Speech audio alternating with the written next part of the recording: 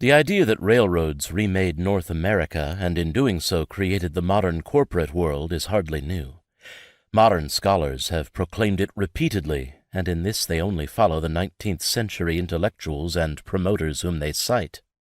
All of the possibilities that arose with railroads seemed magnified in the transcontinentals, which came to epitomize progress, nationalism, and civilization itself, not just in the United States, but in Canada and Mexico as well.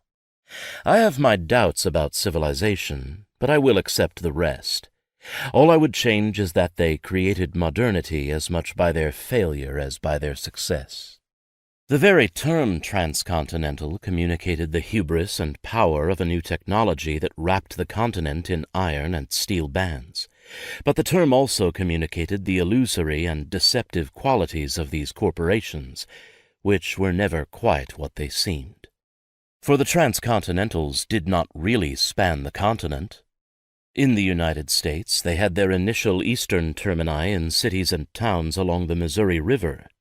For connections to Chicago, they depended on what were often far more powerful and better-run roads: the Burlington system, the Chicago and Northwestern, the Rock Island, and others, that sometimes dallied with the idea of becoming transcontinentals themselves, but settled for competing with the lines that reached the Pacific in their richest territories.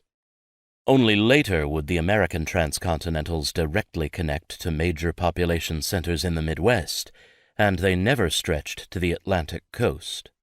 The Canadian Pacific eventually patched together a line to St. John, New Brunswick, but originally it terminated at Montreal with a connecting line to Quebec. It, together with the roughly 130-mile railroad across the Isthmus of Tehuantepec in Oaxaca that joined the Pacific to the Gulf of Mexico, were the only true 19th century transcontinentals north of Panama, although numerous railroads terminating on the Pacific coast took the name. When I write about transcontinentals and other Western railroads, I'm not necessarily talking about railroads in general. I don't have the evidence to do so. But I am still talking about some of the largest corporations in North America.